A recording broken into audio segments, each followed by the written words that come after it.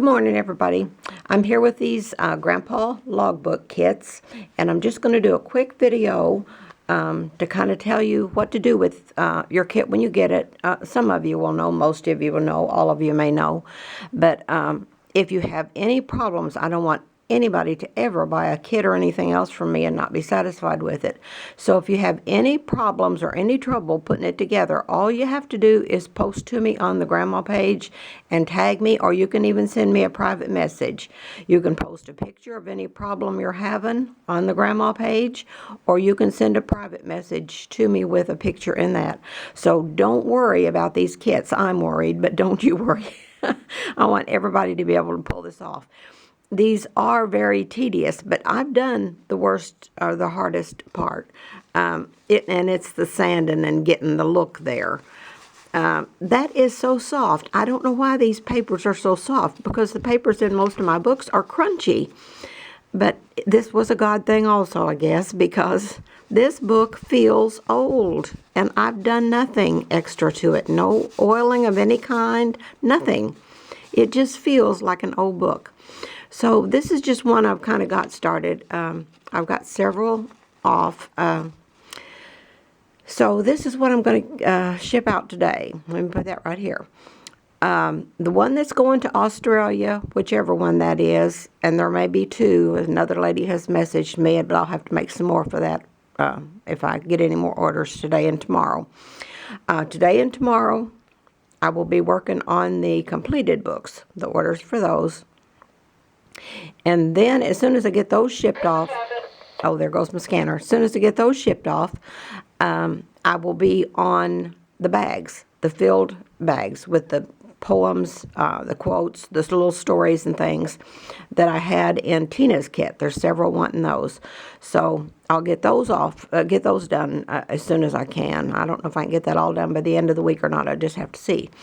But let's get going on this. This is what you have in your kit. You've got the front and back cover, 3 sheets of my, 3 sheets of my coffee dyed and baked paper, 1/2 sheet of homemade paper, and the homemade paper is what I used the pocket on, and I put it on the back inside cover of my book.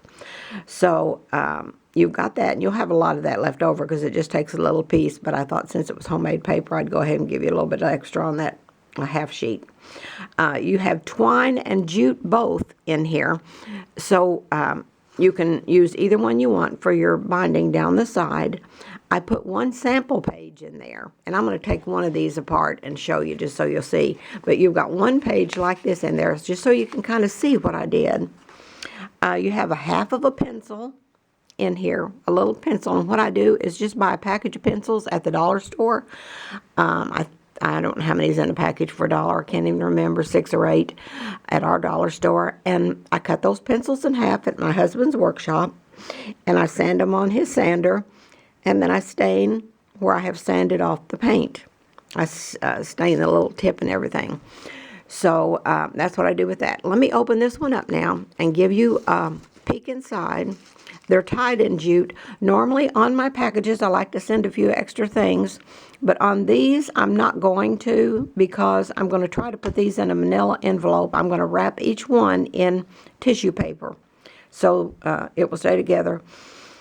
It's tied together, but just so it'll be all together anyway. Wrap it in tissue paper, put it in one of the smaller manila envelopes, and that way, that will save shipping, because I didn't add shipping onto this.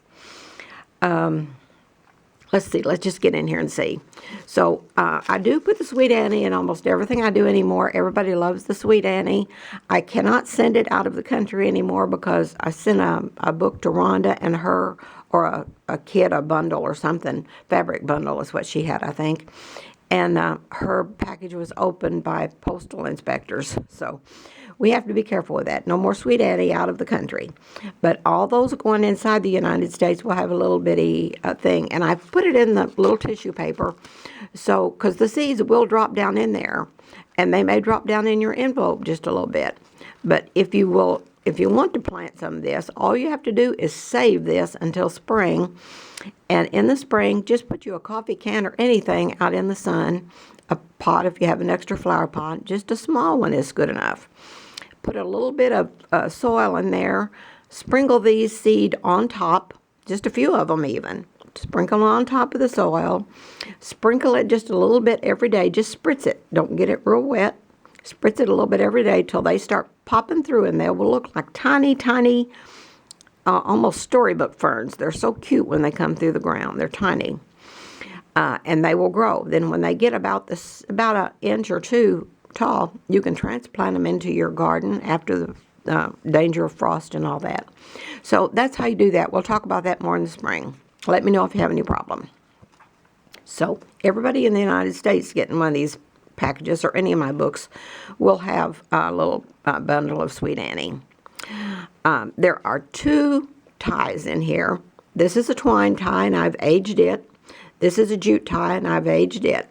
This is the pencil. This Q-tip, I'm going to take it. I'm not going to take it out. I'm going to pull it up like that. Is what I use to go. Now, these don't have to be sanded anymore, stained anymore. Where I've sanded there, it looks just a little bit, let me pull it up here, a little bit gray.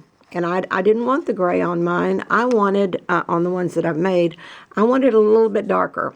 So I took a Q-tip, put it in my stain, and just went over some of these. So you've even got a Q-tip to do that. So this is the front cover. It's just sanded down to look really, really old.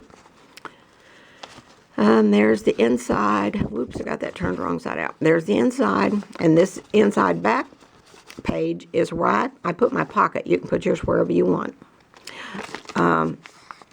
If you forget what the inside of my book looked like, the book is on the grandma page. So go to that page, go to that and find that post, and just look through those photos and kind of see what I did to the book. And there's the back. You can also do the little stain with the Q-tip there if you want that done. Then this is a kind of a template. I mean, they're all different sizes all through all of the books that I've made so far, like this. They're all different sizes. Some are kind of small. Let's see if I have a smaller one in here. Yes, see, I have different sizes here. Some are longer, some are wider. Some are just really jaggedy. Look at that. And these are, your paper is baked in the oven, but after I tear them out, I bake them again, the individual little pages, and that's what gives that darker edge around there, and then I darken it just a little bit more with some Tim Holtz. So that's the way I do the pages, and each one of you will have just a little template to show how I tore that. You don't have to tear it if you want straight pages, but an old 100-year-old book would have raggedy pages. This is the 3 pages of coffee dyed paper. Everybody's got 3 pages. This is 8.5 by 11 sheets. So this, you can put however many pages in there you want. I think I put 10 or 12 or 14 in here, in the ones that I've sold. I can't even remember. And my voice is leaving. It's too early. It's like 4:30 in the morning, and I've been up since 2 because I had so much to do today. This is the homemade paper. It's softer. It has a heavier feel, almost like cardstock, but I love that paper. Okay, so that's that. After you get all of your pages torn, like this, and some of them are going to be outside the book. You can leave them outside the book, or you can tear around there to make them be the size of the cover.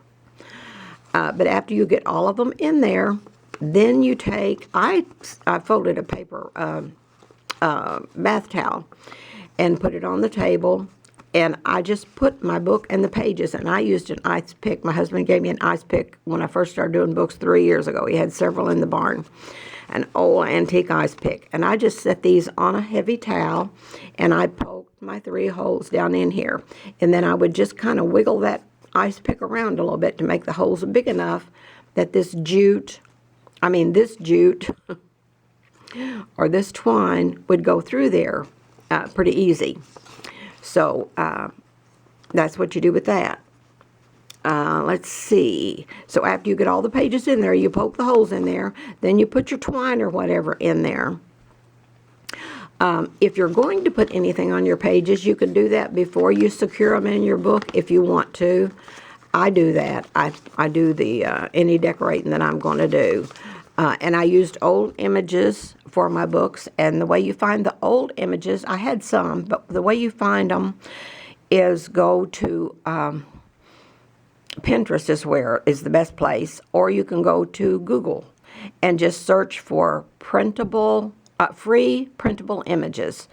And then when you find free printable images, just antique papers or vintage receipts or, anything like that. Just anything that would be 100 years old or look like it's 100 years old, or it would go with a book that was 100 years old. So you look under free printable images or royalty free. Now, some of those things you find that say they are free and belong to somebody else or royalty free and they're okay to use, you will also find them other places that have a copyright mark on it. So that confuses me and it scares me. But, I get them where it says it's free. So I don't know what those people are doing that have their copyright on there, because I know there are other places for free. So did they take them for free and now they're thinking they're theirs? I don't know. But anyway, that's where I get most of my images. I don't have any real quotes or anything in my books that I'm making right now, like I put in the normal grandma books or the normal little junk journal books.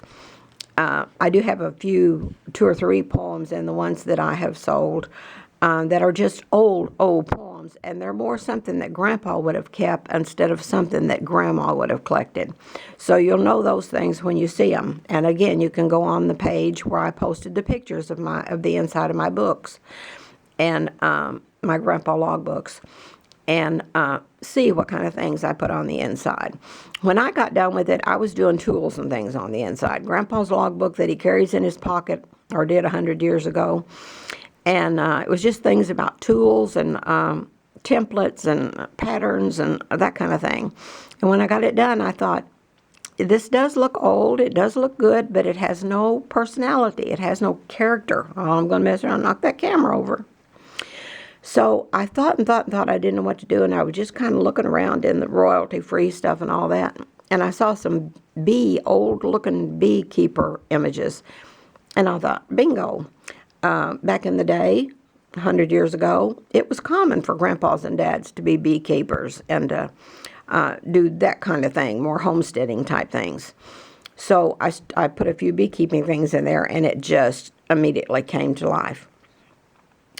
So let's see. After I tore all the pages, I did smudge them a little bit, even in the centers, just a little bit with my little sponge that I put in Tim Holtz. And